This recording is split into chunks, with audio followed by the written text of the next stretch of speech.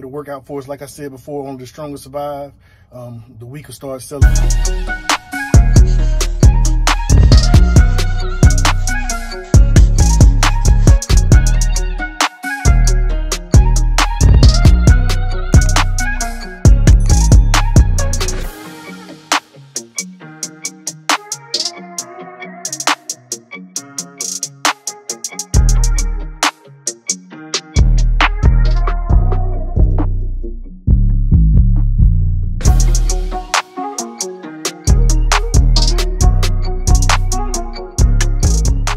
What's up, man? Welcome back to the channel. We still trucking in J's. I'm Devin.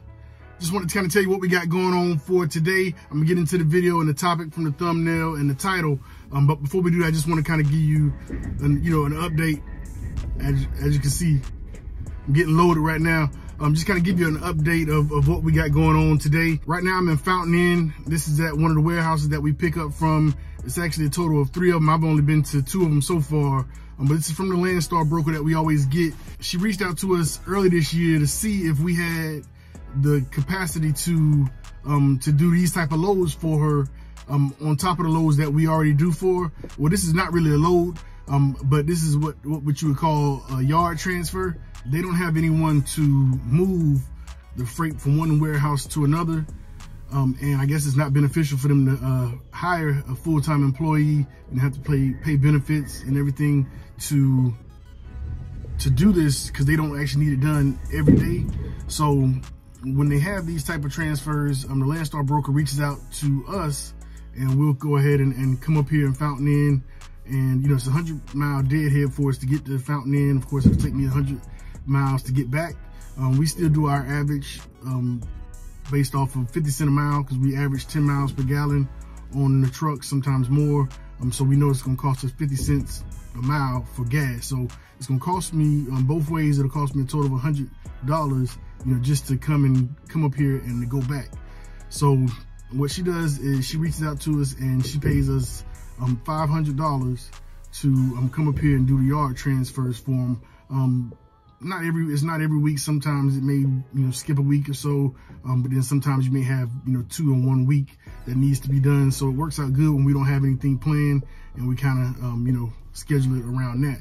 But sometimes it works out even more in our favor, because if we're coming up here to pick up a load anyway, we're able to do these transfers first and then go ahead and pick up the load that we're actually going to be delivering. So it's extra money on top of that. When we already have to come up here anyway, she gives us $400 for it. If we have to come up here when we're not scheduled, then we do get the $500 for doing that.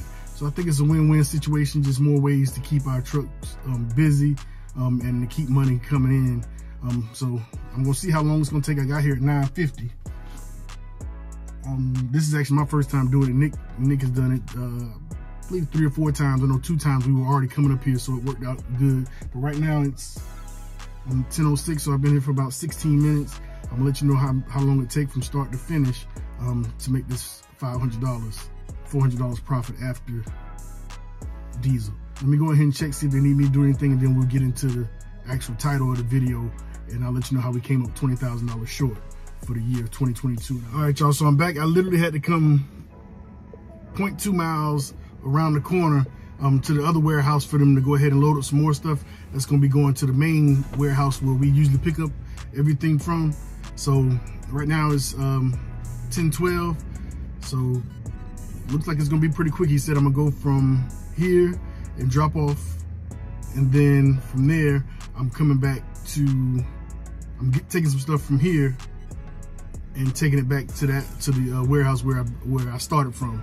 So it looks like it's gonna be a pretty quick day. I'm not, like I said, I started at 9:50, so we're gonna see how it goes. I may have to tell you the main topic about the video on the way home, because it looks like I'm not gonna be before you long. I'm actually waiting to see if the load that we usually go from Union, South Carolina to Pinellas Park, Florida, Union is closer from here than it is from the house. So if I could go ahead and pick that up and, before I go home, that'll be good. So sometimes that works out in our favor.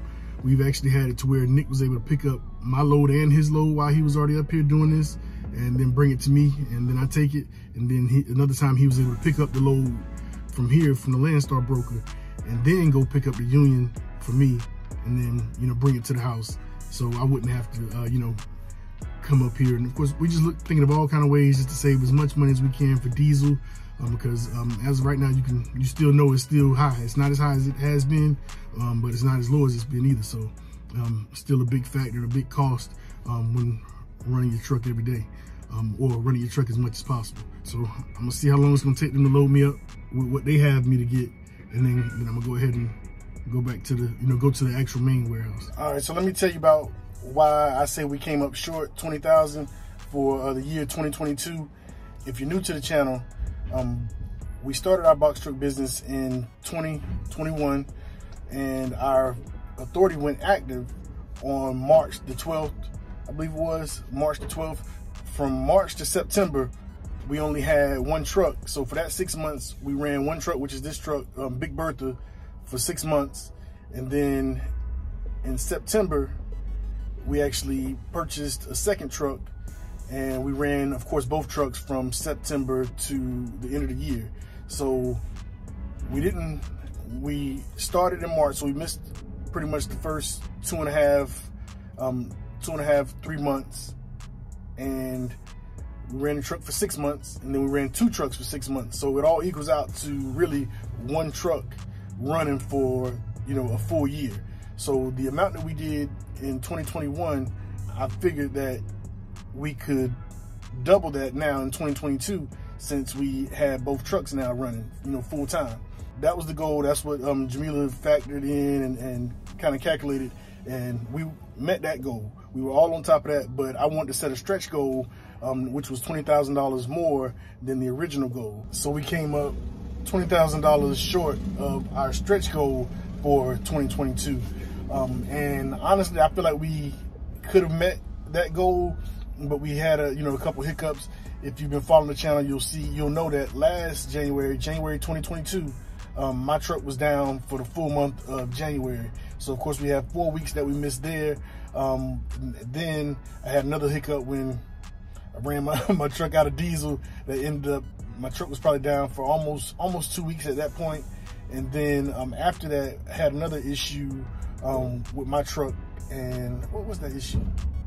Oh, the DPF filter needed to be cleaned, and so I was down for about a week for that time period. And in January, especially, we actually, we had to turn down a good bit of loads because my truck was, completely, out of commission for that month. So that's what, that's 4 weeks, and then another 2 weeks, another week. So a total of 7 weeks that, we only ran one truck that week. So I feel like if we were able to run consistently throughout the year without my truck breaking down, of course, no way around some of the stuff, I feel like we would have met our goal, or even, surpassed it if, my truck was running for that 7 weeks. So of course, that's going to be our same goal for this year, maybe even a little bit more. We actually are coming off a great January. January was our highest grossing month so far since we've, been running our box truck business. So real happy about that. So I think we'll definitely meet the stretch goal for this year, and even surpass it. So, also with all the things that were going on last year with, of course, or still going on with inflation, things like that, with the buyers not being certain about purchasing equipment, it's slowed things down a lot. So for us to even, double what we did in 2021 like we originally planned, that's huge. But still, man, it's still not the best out here. Our problem is not getting loads from where we are. It's about getting loads coming back. So that's where, you have to scratch and claw on the actual spot market on the load boards to try and get $2 a mile. Or of course, you want to try to get more, but they act like they're doing you a favor, giving you $2 a mile. So the spot market is terrible right now.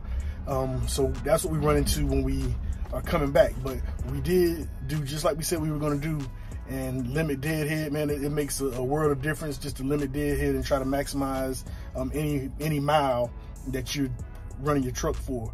So a great goal that we try to have when we run is to average $2 per mile for every mile that we drive on this truck. We don't care if it's coming to pick this load up. It needs to, if we go somewhere and we come back, the total average for that trip needs to be $2 a mile with all deadhead included. So we do that most of the time. Sometimes we don't do that, but the more we do that, the more we maximize our profits, and it's making a world of difference, man. You can't take a load and deadhead back all the time. It's just not going to be a benefit for your business. That's money you're leaving on the table. You're costing yourself money because you're still spending the time it takes to come back, and you're not bringing anything back, but you're still spending money on diesel. So it just doesn't make great business sense to do that. So that's why I say that. So we eliminated a whole lot of that this year. Sometimes you can't avoid it, but eliminating that, man, just the profits are definitely, it's still good, even with the rates being lower when we have to get loads off the spot market, off the load boards, and with diesel being high. So, man, just continue to, just be business smart, and I think it'll work out for us. Like I said before, only the strong will survive. The weak will start selling. I can't say that, or can I? I was watching a video with lovers of engines recently, man, and it just resonated with me because it was exactly how I feel. It's like the people that are out here running their trucks consistently are, we would be irresponsible not to, come on YouTube or wherever and not acknowledge the current state of trucking right now. It's not a secret that diesel is high. It's not a secret that rates are low, not just with box trucks, with all freight right now. So, it's irresponsible just to not acknowledge that. So at that point, that's when you have to start questioning the motive. Are you really wanting to help people, or are you really wanting to help yourself? Just something to think about it, man. But that Lovers of Engines, go ahead and check that video out. It's his latest video. It was, it really felt like I was talking, because he was like taking the thoughts right out of my head, from how I feel about what you see. Because just in case you hadn't seen the video, I encourage you to go watch it. If not, he was saying, I know he has at least 2 trucks, and he started, he got back in one. He had a driver. He was, but because of diesel being high and the low rates, which he acknowledged, for him to turn a profit, it's more beneficial for his business for him to get in and drive the truck. So just to acknowledge that, I think you have to, you just have to respect that, because he could easily say, the driver quit on him, but no, he being honest with you and things like that, man. I think that's what this platform should be about, versus what you see. But I'm gonna go ahead and stop talking about it. So I don't want it to sound like hate, shade, or anything like that. That's just how how we feel, as far as, and I think we are entitled to our opinion. So, but it sounds like he's strapping me up right now, so I'm gonna go ahead and head off to the other warehouse and drop that off, and I think I have to come back here and then take it to the original. But I'll let you know all the mapping out of that so far. Current time is 10:33. So usually I would have found out about the picking up that union load already for today, so it looks like it's not coming today. So it'll probably come tomorrow. But let me go ahead and head on out. Look like somebody out here getting this Lowe's money. Would y'all do that? The residential deliveries? Would y'all do that? All right, y'all, so they got me all loaded up, so I'm headed to the main warehouse. It's about 2.2 miles away. It's 10:46 at this point, so I hadn't been here an hour yet. He said I need to come back to the first place I was. After that, they left my jack over there, but I think he needs something else that needs to be moved. But we'll see how long it's gonna take me. I'll keep you updated. All right, so it's 11 o'clock now, and 11 o'clock here is lunchtime, so some of the hardest working warehouse workers ever. But when it comes time for lunch, he's stopping everything that he's doing and he going to lunch. So, but lunch is only 30 minutes, and if I would have been here earlier, they would have been able to do it before lunch. But I had to take my daughter to school at 8 o'clock, so, and this is an hour and a half away, so, no big deal. So I will have to wait 30 minutes for them to, unload me, and then for him to go ahead and, load me to let me, for me to take it back to the original location. But yep, he the hardest working warehouse driver, man. He fit some of the stuff in here like a puzzle to make sure that we're able to take it. So, but lunchtime, he's stopping whatever he's doing and he going to lunch, which I can't blame him. I guess you'll kind of have a better idea after, you know, I'll let you know once we're finished with all the moving. But is this something that you all would do? 2-3 hours, 3 hours, that ain't bad at all. If we can add an extra $500 here, $500 there, add $400 onto a load that we already, you know, picking up anyway, you can't beat that. So it can go from being a $900 load to being a $1,300 load, just to go back and forth adding a few extra miles, you know, on the trip in a couple extra hours. So I'd do it every time if we could. All right, so they went ahead and unloaded the truck for me, and they loaded it back up with what needed to go back to the first warehouse that I went to. So it's 12:17 right now. I'm 2 miles away. So I'm not sure if I need to do any other stops or transfers after that, but I'll keep you updated and kind of see how long it took for this whole process. Pulling up at my last drop off, and then I'm gonna be headed home. I'm gonna see how long it's gonna take, and we'll see how many hours it was total. All right, y'all, so I just dropped off this last piece, you know, one piece here back at the plant, the main warehouse. It's 2:56, so that's about 5 hours. I don't know. I don't know. You know, $500 for, you know, for 5 hours, $100 in fuel, so $400 profit for the day.